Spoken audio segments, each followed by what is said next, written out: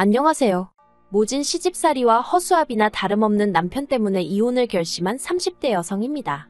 남편이 이제껏 잘 참고 살다가 왜 그러냐고. 나중에 시부모님 돌아가시고 나면 그 재산 다 우리 건데 아깝지 않냐는데. 이렇게 살다간 시부모님 돌아가시기 전에 내가 먼저 죽게 생겼다 했습니다. 그리고 그 재산 맨날 입으로만 땅이 얼마고 아파트가 얼마고. 솔직히 믿음도 안 가요. 그렇게 팔기만 하면 다 돈인데 어째서 매번 아들 며느리 주머니 털어갈궁리만 하시는 건지. 아무튼 그동안의 세월을 모두 쓰자면 너무 길어질 것 같지만 그래도 한번 적어보겠습니다. 이래야 제 속에 쌓인 울분이 좀 풀리지 않을까 싶거든요. 남편과는 대학교 CC였어요. 남편은 저보다 3살 연상으로 졸업을 앞두고 있었죠. 저희는 누가 먼저랄 것 없이 서로한테 끌렸고 그렇게 연인 사이가 되었습니다. 그런데 부끄러운 이야기지만 조심한다고 조심했음에도 불구하고 제가 임신을 했더라고요. 너무 당황스러웠죠.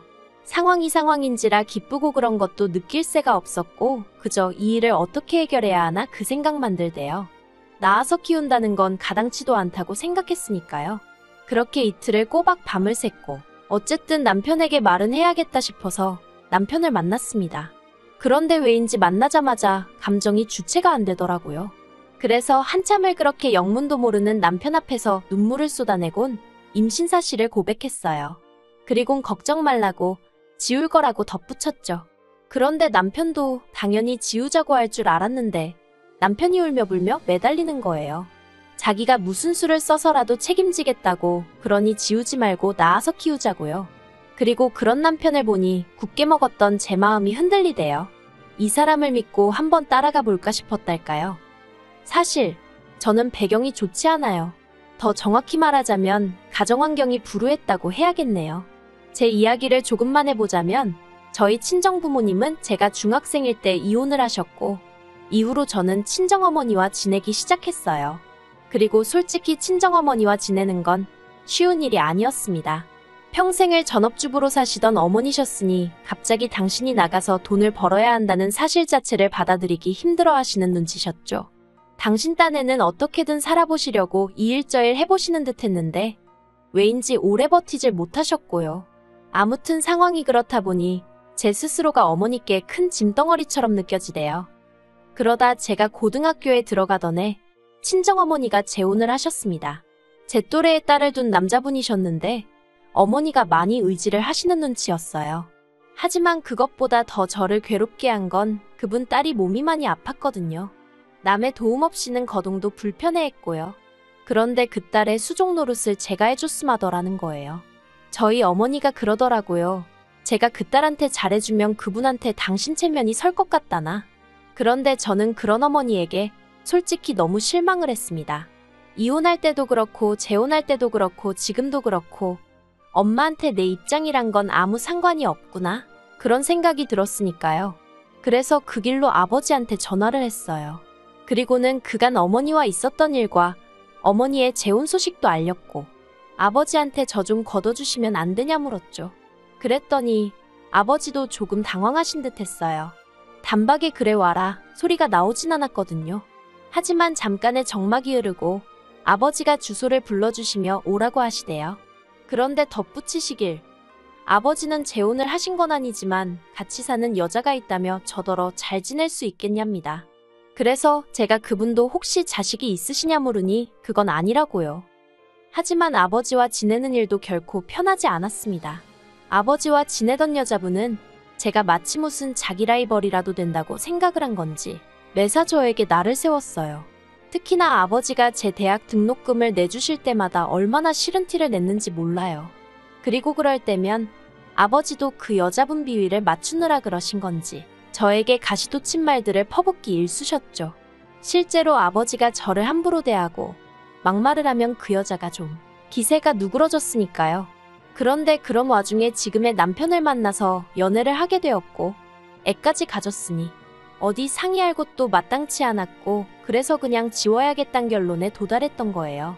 그런데 남편이 자기만 믿고 따라오라 하니 솔직히 제 인생에서 부모조차 그런 말을 해준 적이 없었으니 그런 남편이 얼마나 고맙고 듬직했는지 몰라요. 아무튼 그래서 남편과 결국 결혼을 약속했는데 제 예상보다 시부모님의 반대는 크지 않았어요. 다만 시댁에서는 저희가 사고쳐서 하는 결혼이니 한 푼도 못 보태주신다 하대요. 남편은 직장을 구하기 전이었으니 돈이 없었고요. 저도 마찬가지였죠. 그래서 어쩔 수 없이 시댁에 들어가 살기 시작했습니다.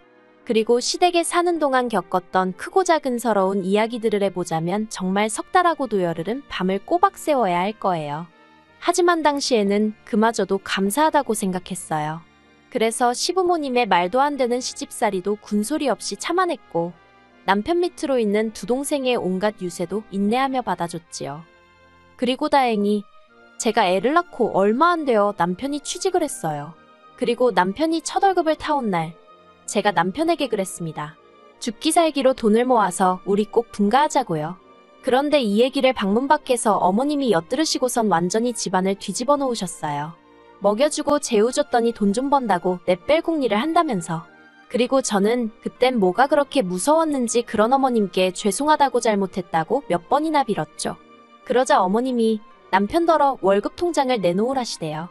이제부터 당신이 관리를 해줄 거고 생활비는 저더러 탓쓰라면서요. 그리고 전세보증금이 모이면 그때는 당신이 알아서 분가시켜주겠다 하시는데 차마 뭐라고 반박을 못하겠더라고요. 남편도 꿀먹은 모마냥 가만히 있고 그래서 그렇게 월급 통장을 뺏겼습니다. 그런데 그렇게 세월이 지나도 분가의 비읍자도 어머님이 꺼내질 않으시대요. 저는 저대로 모진 시집살이에 독박육아로 우울증까지 겪게 되었는데 말이죠.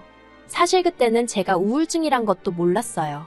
병원에 한 번 갈래도 어머님한테 어디가 어떻게 안 좋고 그런 이야기를 다 해야 했는데 한 번은 제가 열이 39도 가까이 났는데도 별거 아닌데 엄살이라 안 된다고 하시는 분이셨으니 아무튼 그러다 하루는 저는 기억도 잘 안 나는데 남편이 말하길 제가 베란다 난간위로 올라가고 있더랍니다. 그러면서 남편이 자기는 정말 제가 죽는 줄 알았다고. 그리고 이 일로 남편이 뭘 좀 느꼈는지 어머님께 자기 돈을 돌려달라 하대요. 저희 분가하겠다고요. 그러자 또 시부모님 두 분 다 난리가 나셨죠. 배은망덕하니 어쩌니 하면서. 그리고 그 과정에서 알게 된 게 어머님이 모아주신다던 남편의 월급은 온데간데 없었습니다. 어쩐지 시부모님은 두 분 다 일도 안 하시는데 어떻게 저렇게 사시나 늘 궁금했거든요. 그런데 그게 다 저희 남편이 벌어온 월급 덕분이었던 거죠. 아무튼 그 일로 남편과 시부모님이 크게 싸웠고 시부모님이 저희더러 집안에 분란 일으키지 말고 제주 있으면 나가 살라대요. 그리고 결국 제가 친정에 연락을 했어요. 친정어머니한테 그간의 이야기를 하곤 얼마가 되던 좋으니 마지막이다 생각하고 돈 좀 빌려달라고요. 그랬더니 친정어머니가 저더러 왜 그러고 사냐면서 엉엉 우시대요. 저도 뭐라고 말을 해야 하나 싶었어요. 엄마 탓이라고 원망이라도 해볼까? 그런데 그래봤자 달라지는 게 뭐가 있나 싶은 거예요. 그래서 그냥 저도 엉엉같이 울었습니다. 친정아버지 반응도 비슷했어요. 애비 노릇을 못해줘서 미안하다고. 아무튼 그래서 어찌저찌 2,500만 원이란 돈을 마련했고 그렇게 저희가 분가를 했습니다. 그런데 저희가 분가를 하고 나니까 그때부터 어머님이 매일같이 전화를 하셔서는 사람을 집요하게 괴롭히시대요. 니네만 잘 먹고 잘 살면 다냐면서. 가족들은 안중에도 없냐 별의별 억지를 쓰셨죠. 그리고는 급기야 남편이 받아오는 월급의 절반을 요구하셨어요. 당신들도 먹고 살아야 할 거 아니냐면서. 그리고 결혼도 안 한 동생들은 저렇게 내버려 둘 거냐. 그래서 제가 친정의 돈도 갚아야 하고 안 된다고 했거든요. 그랬더니 친정에서 너한테 해준 게 뭐가 있냐면서 막말로 너 배불러 오고 애 낳고 몸조리하고 그럴 때 네 옆에 네 애미가 있었냐 내가 있었냐. 솔직히 옆에 계셨던 분이 어머님이었던 건 사실이었죠. 다만 저를 위해 있어주신 게 아니셨지만요. 하지만 이런 이야기까진 안 했고 아무튼 월급의 절반씩이나 드릴 수는 없다고 했어요. 그리고 결국 달에 30만 원씩 드리는 걸로 합의를 봤는데 저더러 이기적인 X라고 하시대요. 하지만 그래도 분가 후에는 일이 좀 잘 풀려갔어요. 아이는 어린이집을 보내고 저도 그 사이에 아르바이트를 시작했거든요. 그랬더니 돈이 곧잘 모여서 애 유치원 들어갈 때쯤에는 그래도 남들 하는 거 흉내는 내고 살게 되대요. 게다가 어쨌든 신우랑 시동생 다 대학 졸업하고 자기 밥벌이까지 하게 되었으니 시댁에 들이던 생활비도 줄였죠. 물론 덕분에 한바탕 난리가 났었습니다. 이번엔 시부모님뿐만 아니라 신우까지 가세를 해서 아주 발악을 하더라고요. 저만 아니었으면 자기 오빠 훨씬 좋은 여자 만나서 더 잘 살았을 거고 그 여자가 자기 집에 엄청 잘했을 거라면서요. 그래서 저도 신우더러 나도 그때 임신만 안 했으면 이렇게 살 일은 없지 않았겠냐고 했어요. 막말로 내가 시댁에 와서 뭘 그렇게 받고 누리며 살았냐고요. 그리고는 이제 더는 시댁에 아무것도 안 하겠다 했습니다. 홧김에 한 말이었지만 진심이었어요. 그리고 그 일로 시댁과 연을 끊다시피 하고 살았는데 사실 제 마음만 그랬지 남편은 남편대로 계속해서 저 몰래 시부모님께 용돈도 드리고 동생들도 챙기고 한 거 알아요. 알지만 큰 소리 내기 싫어서 말을 안 했을 뿐이죠. 그리고 그러던 와중 신우가 갑자기 언니 잘 지내냐 하면서 수작을 부리며 연락을 해왔습니다. 그리고 아니나 다를까 용건이 있더군요. 자기가 곧 시집을 가는데 남자 쪽에서 지불해오니까 자기도 한 5천은 들고 가야 될 것 같다면서 저더러 오빠랑 상의해서 돈 좀 마련해달라나요? 아무래도 남편한테만 말해서 될 일이 아닌 것 같으니 나한테 연락을 한 거겠지 싶으면서 괘씸하고 한편으론 어림없다 싶었죠. 그런데 남편이 해주자는 거예요. 그거 안에 가면 평생 눈치 보고 살지 않겠냐면서. 그래서 그거 해줬다간 너 죽고 나 죽는 거라 했어요. 당신 가족들이 나를 어떻게 대했는지 옆에서 다 봐놓고 신우가 눈치 보고 살게 되는 건 걱정이냐고 악을 쓰면서 말했죠. 그래서 결국 신우 시집 갈 때 한 푼도 안 해줬어요. 그랬더니 결국 시부모님께서 사시던 집 팔고 시동생이랑 셋이 전세로 이사가 돼요. 신우는 시집 갔고요. 제가 남편더러 겉보라고 다 방법이 있으면서 왜 우리한테 그러시는 건지 모르겠다 했습니다. 그랬더니 남편이 저더러 지독하다대요. 그러다 지난 겨울 그간 겨우겨우 모은 돈에 대출 좀 껴서 마침내 아파트 하나를 샀어요. 방 3개, 화장실 2개, 남편과 저 그리고 저희의 3식구. 평생 살 집이다 생각하고 산 집이었죠. 그런데 이 소식을 남편이 시부모님께 전했고 시부모님이 잘 됐다며 전세 계약 끝나는 대로 저희 집으로 들어와야겠다고 부탁도 아니고 통보를 해왔습니다. 제가 남편더러 말도 안 되는 소리 하지 말라고 했어요. 내가 미쳤다고 또 식모살이하게 생겼냐고. 죽어도 같이 안 산다고 했죠. 그랬더니 남편이 하는 말이 공짜로 들어오신다는 것도 아니고 지금 사시는 집 보증금 빼서 우리 주신다는데 뭐가 그렇게 문제냐입니다. 그리고는 시부모님이 돈이 없어서 그런 게 아니라 물려받으신 땅도 있고 또 지방 어디에도 집이 있고 그래서 제가 그럼 그거 다 팔아서 궁궐 같은 집 짓고 사시면 되지. 왜 합가를 하자는 거냐 따졌죠. 그랬더니 남편이 한다는 말이 가관이에요. 그건 잘 뒀다가 저희 물려주려고 하시는 거라며 시부모님도 다 계획이 있으시다나요? 어이가 없어서 다 필요 없다 했습니다. 남편더러 시부모님 계획이 뭔지 나는 모르겠고 시부모님 재산도 하나 갖고 싶지도 않다. 그러니 사람 힘들게 하지 말라고요. 그런데 시부모님이 포기를 안 하시대요. 급기야 연락도 없이 쳐들어오듯 집에 오셔서는 저희 애를 뭐라고 구워 삶으셨는지 애까지 할머니 할아버지랑 같이 살고 싶다 그러는데 그래서 제가 애더러 그러면 오늘 할머니 할아버지 가실 때 따라가라고 했습니다. 그리고는 여행 가방에 애 짐을 싸기 시작했어요.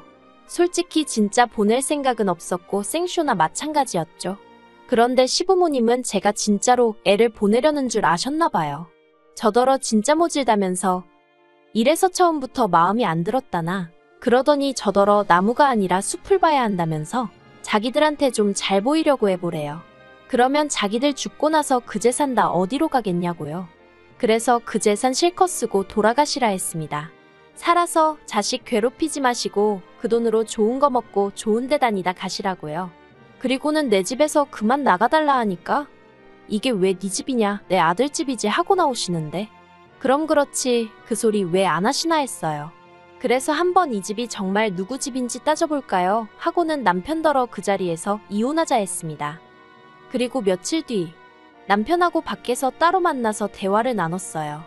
남편이 합가 얘기는 다신 안 꺼내겠다며 저더러 그만 시위하고 집으로 들어오라대요. 그래서 제가 당신 눈엔 이게 시위하는 걸로 보이냐? 나는 살려고 발악하는 거라고 했더니 남편도 한숨만 내쉬고 더는 뭐라 말을 안 하더군요. 그러더니 이제껏 참고 산 거 정말 아깝지 않냐? 조금만 더 참으면 다 우리 거다. 우리 거면 다 네 거나 마찬가지다. 그래서 저는 그런 남편에게 나 정말 미련이라곤 하나도 없다 했습니다. 그저 한 가지 부탁하고 싶은 건 당신이 조금이라도 나에게 미안한 마음이 있으면 아파트만큼은 제발 포기해달라 했죠. 그랬더니 생각해보겠다고 하대요. 그리고 결국 아파트는 제가 갖게 되었어요. 다만 남편이 애는 자기가 데려가겠다대요.